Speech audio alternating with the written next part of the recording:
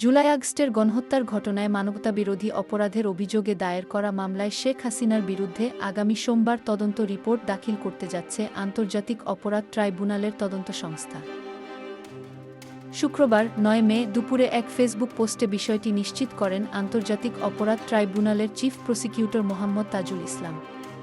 তিনি বলেন, আন্তর্জাতিক অপরাধ ট্রাইব্যুনালের তদন্ত সংস্থা শেখ হাসিনার বিরুদ্ধে জুলাই গণহত্যার তদন্ত রিপোর্ট আগামী সোমবার চিফ প্রসিকিউটর বরাবরে দাখিল করবে আশা করছি। তদন্ত রিপোর্ট দাখিল হওয়ার পর আনুষ্ঠানিক অভিযোগ অর্থাৎ ফরমাল চার্জ দাখিলের মাধ্যমে হাসিনার বিরুদ্ধে আনুষ্ঠানিক বিচারকাজ শুরু হবে।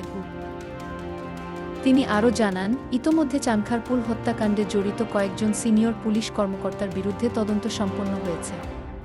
ওই ঘটনায় ফরমাল চার্জ চলতি সপ্তাহেই দাখিল করা হবে বলে জানান তিনি। এ মামলার মাধ্যমেই জুলাই গণহত্যার আনুষ্ঠানিক বিচার শুরু হবে বলে আশা প্রকাশ করেন চিফ প্রসিকিউটর।